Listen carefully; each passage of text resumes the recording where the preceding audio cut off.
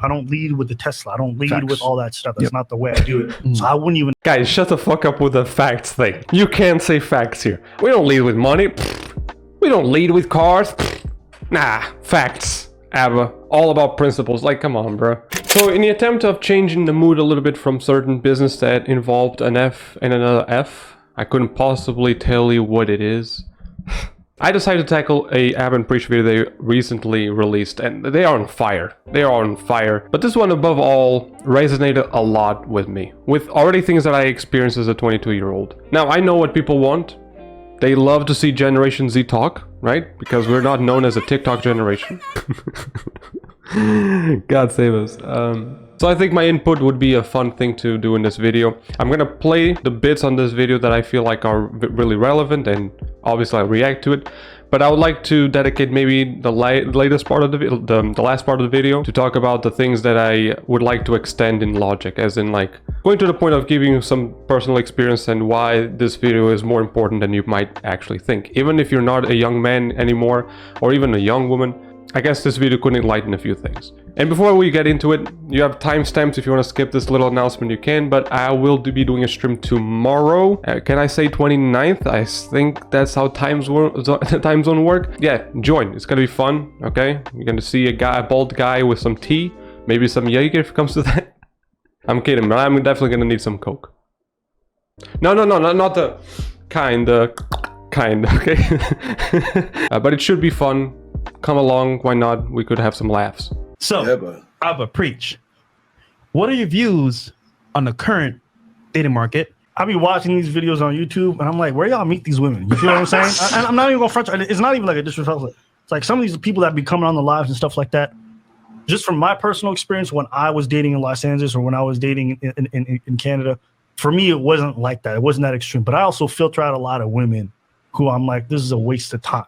I could just tell by the pictures you choose and what you like to promote on Instagram that like character is probably not your priority. You feel what I'm saying? Yeah, I'm gonna try to not talk about those guys anymore. Okay, we had it enough with them. But this is something that will apply to other people. One thing that I've seen in a lot of comments from this podcast, which name should not even be pronounced at this point. They address it most of the times. They say like, oh, these are the women that represent the majority. Excuse me. How many women do you find, like I already said this in the other video, whose shirt looks like a pair of masks? I don't see women like that. Like, I live in another country, but I can assume that even in Miami you don't have all these women flocking around like it's just the only thing that exists or is the majority. Most women are not like that. I mean, seriously, girls who see a guy barging through the fucking door, another one with a gun, they start laughing. This is not reality. This is not the statistical majority. I don't need to tell you this. Never in my life I've dealt with women that dumb. And yeah, this will apply even outside of the, podcast. Even men who look at like girls on Instagram, they take 10 photos a day, showing everything there is to be shown. I'm not judging, honestly, but if you ask me, would they be really good romantic candidates to you? No, there's red flags all over. Red flags are not something definite. Of course, someone on Instagram that does that shit could still be a person with principles or integrity. But if you ask me, would you consider dating someone like that? I would not, because I don't feel like the things, first impressions, right? I mean, that's what you have to rely mostly when you're looking for a romantic partner, I would say. I don't lead with the Tesla. I don't lead with all that stuff. That's not the way I do it. So I wouldn't even. Guys, shut the fuck up with the facts thing. You can't say facts here. I'm sorry. I'm trying not to make this video about them, but stop it. Stop it. Okay? Don't do that shit. Come on. We don't lead with money. We don't lead with cars. Nah, facts. ABBA, all about principles. Like, come on, bro. Isn't someone I want to be around. Not even to say like, I wouldn't even want to smash. Yeah. Because like, what does it mean when you let somebody who's just after the money inside your home around your private possession? Do you know how many times dudes take back girls from drunk hookups and get robbed afterwards? They get the quick little quaalude, go to sleep, get their whole place robbed. Understand how you attract these people is oftentimes going to lead to the outcomes that you receive. If you try to attract women with cheese, you're going to end up with rats. That's a good bar. Bars. Listen. I ain't even mad, bro. That was a good bar. It's pretty good bar. Can we just take a second? Goddamn. Is that yours? I don't think it is. No. It's too good to be mine. It's too good, right? It's yours, Bridge, okay? There is being too humble.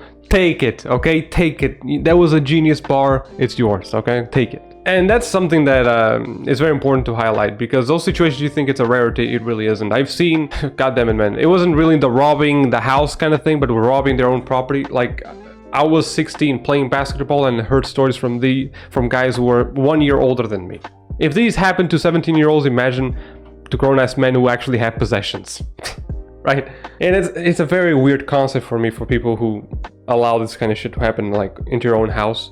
Like, your house should be like a GTA safe house. You know, well, like, you commit 33 different crimes, you go to the safe place, sleep, apparently the police forgot about you. Pretty sure that's not how it happens in real life, okay? But what I'm saying is that once you get to your own sanctuary, to your own house, your problems, they don't stop existing, but at least you can understand that they are not gonna chase you home. Home should be that spot where no one bothers you. How can you allow anyone in your house like that? It baffles me. It baffles me a lot. If we come after women and we say, oh yeah, this man left you for this and that reason, why did you pick him? We also have to look at men and say, well, what were you advertising when you tried to pull her in? Yep. You feel what I'm saying? This is something that guys and girls have to realize, right? They need to start looking for it. He was trash, he didn't treat me right, he did this and that and that. How many has it been, sweetheart?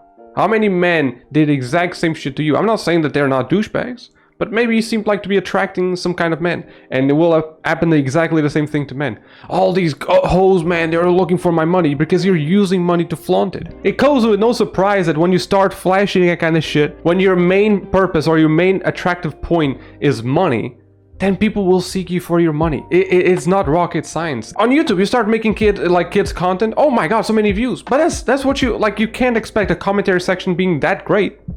You reap what you sow. So if you go flash around money, they will go after your money. They don't care about you. But you apparently don't care about them either if you're gonna use money to attract them. Corny line. More money, more problems. It's actually more money, different problems. If you showcase it. It's not more problems. It's definitely different problems. Damn, bro. And that even extends over, like, situation over money, man. Like, how many times you heard people say, like, you know, men have it easy, I wish I was a man. Or, women have it easy, man, I wish I was a woman. Right? What people need to understand that they get into a tunnel vision kind of thing. Because you go through certain situations, to you they're the worst because you experienced them, right? We have the case, for example, on women, right? That they can, even sometimes acceptable time, 7 p.m. They go through a bar, let's say like that, and there's 2 drunk guys on the door. She's not gonna have a good time. While with men, they don't really do this shit. They can still say something, but you know they're gonna be at least messing with a girl for the wrong reasons. But we also have the situation of men who refuse to ever be alone in the same room as their female co-worker. It's not that men or women have more problems. It's not that rich and poor have more problems. As you must understand, there's always a pros and cons to every situation. And like in everything, there's balance. It is true that a homeless man with more money would have more options, but he also doesn't have as many responsibilities as someone who is rich and has to subsidize a lot of things, that they have to keep pumping money into their investments, otherwise it is going downhill. And the bigger the climb, the bigger is the fall. So that's something I would like to point out. It even goes beyond just money. People need to understand that your problems sometimes, it's not that you should be lucky, like you feel grateful for the problems that you have, but just understand that you usually see problems in the bigger scale considering your circle. If most of your friends are female, you're gonna start realizing their issues when, if you're spending more time with men, you wouldn't realize them. And the same thing with the opposite. Like, there's different circles, different problems. Are they bigger? Are they worse? That's relative, I guess, that's subjective. But in the end of the day, I think things do get balanced out. Try to attract women with cheese. You know, this. You're getting cocky now. You're getting cocky. He's getting cocky. He's gonna use this shit every video. You got choices to make, right? And when you're faced with these choices, that's when your character starts to develop, because you're literally building your story as you go. As you make these choices, who you become becomes concretized. I don't think that's a word. Cemented. We'll just go with that. Oh, you just decided to not use concrete but cement? You already know, bro. Your choices become asphalt. But hey, man, y'all want to be cement, concrete, asphalt? Doesn't matter as long as you're not fake plasterboard. Yes, that was a joke that I had to think about. Why Why are you guys watching this? Why are you guys watching me, man? Understand, that's my advice to young people in general. Like, what do? I feel lost. You're always going to feel lost because you don't know who you are. How do you want to guide yourself when you don't even know the direction you want to go in or where you're trying to get to? Of course you're going to feel lost. I was feeling lost at that age too. I felt lost probably till I was 25, you know? And some people feel lost later. Lucky. Go ahead. Lucky. Right? Jeez, man. Yeah. 25? Yeah. Man, I was lost till I was maybe 33. There you go. So when you guys are dealing with this stuff and you're having to make these difficult choices, just know that the only way for you to be... I'm good with who I am. I know me. I know what I like. I know a lot of stuff I don't like. Maybe I'll still learn a few things here and there. But I got a good idea. Okay? But I only know that because I tested my character in difficult situations and I wanted to see if the values that I claimed to love stood the test of that difficult situation. Was I going to compromise? And if I was, what does that mean about my values? Those are conversations you start having with yourself, right? I know I'll never steal. I've never stolen. I've been offered opportunities, great opportunities to make a lot of money via stealing. But instead of going in for that temptation, I resisted, even though it was right in front of my face. Easy, could have gotten away with it. That's how I knew, all right, that value is set in stone. I'm not going to do wrong by people just because it benefits me. Do you understand those kind of situations I'm talking about? So if you're a young person out there, go seek out adversity, whether it's a new job, new location, living it on your own, all right? Doing things that scare you. Those will define you as a human being. So I decided to play that bit a little bit longer because that's basically what I wanted to address mainly. Okay, that would be my main point. First and foremost, gives me hope. I mean, preach. Being the guy full of integrity as he is, full of principles and respectful. 33, that's great. But when it comes to all this, you had to collect trash now, didn't you? Here's the funny thing about adversity. You think that your biggest achievements, when you're 21, let's assume, your biggest achievement is what? Finishing school, finishing college if you went to it, always having good grades. You think that yourself like, I have principles, I have integrity, there's things that I never dare myself to, I already have a moral code, I always had it. But to me, a moral code is not even the bare minimum, but rather the principles that you choose to lead your life with. And those achievements of like finishing school, college, even bagging a beautiful girlfriend, man, I realized that those weren't the actual achievements at all until I actually faced a moment of adversity that, funny enough, actually involved my current girlfriend, which is my first and only, right? Even though there were attempts in between. But my first moment of adversity was when I realized like I was a villain, and those were really tough 2 years. Over those 2 years, man, there was actually no development. In those 2 years, there was no progress. I was mad at everyone because I thought I didn't deserve what I was getting. I felt like it was a whole world against me. And you think like this is some kind of teenager shit. But as we saw recently with some situations, you see people getting mad as teenagers still at like 30 years of age. Emotional discipline actually takes a while to develop. So it was a big shock and I think my achievement is when I finally realized that I wasn't the person that I thought I was. It happened after those 2 years of being a villain. I understood like, fuck dude. I'm not doing things because of value, because of what I believe to be correct. I was doing it based on pleasure levels, right? What was making me happy? How could people make me happy? For a long time of my life, I lived it through thinking that people owe me something. That regardless of what I do, people will love my character, and at some point I'll attract people. Boy, that was not the case. I finally realized that life is actually about creating pleasure with people rather than chasing it. And even that, I wouldn't even say it's your number one objective, but when you try to seek pleasure in relationships, in achievements with like financial ones, like a lot of money, all that shit, you understand that you can't have any of that on the long term if you don't start thinking about adversity and actually facing it. And I was always a dude who didn't want to go do things different. Everything that was outside of my comfort zone, still today maybe. That's why I feel like as a 22-year-old, I'm still lost. Anything that is outside my comfort zone, it's frightening.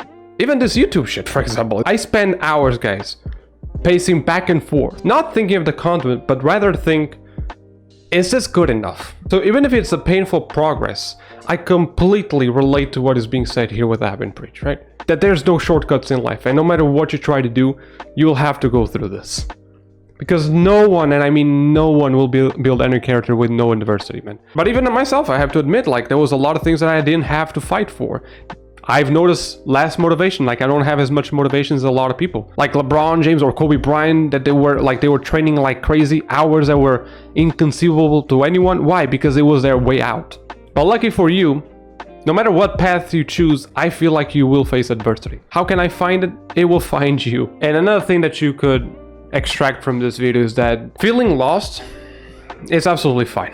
As long as you recognize that the only way that you can escape the woods is by going through with it. Like, there's no way around it. And that was like, I mentioned this in my stream, the roommates video, where they say, and it's not their saying, but it's an amazing quote that really applies to this situation. It's okay not to be okay, but it's not okay to stay there. What can I expect for the future? Don't know. Exactly in the same position. And as you heard, that grown-ass man that you just saw there, that you might admire, 33 years old. That's how much it took him to actually develop something that he knows what he wants, what he accepts, and what he doesn't. At this point, you're wondering, so what am I supposed to do? I'll tell you to do things. What things? I don't know, just do things. You don't have the answers right now. But as it was said before, you will still be lost in the woods if you stay in the same place. But if you start running, maybe you'll find something. Maybe you'll find a river. Maybe you'll find a ravine that tells you where to go, where there's civilization. Shit, create a YouTube channel, but I'm very shy. Well, I'm still shy and I still have a YouTube channel. Go through adversity. Do things that you never thought you would do in a million years. You know, I don't like people's opinions most of the times. I feel uncomfortable and I always feel like, maybe I need to please people more. I have this as a personality trait. Now it's kind of fading away, and that's good, because you're not going to please most people in your life. Most of them don't even deserve it, by the way. This YouTube channel really showed me how to not care about that, to focus on the important things. So thank you so much for watching this. I'm sorry if it was perhaps boring, but I feel like it's an important message to have, okay? Subscribe if you like this style of videos, and thanks for watching. I'll see you next time.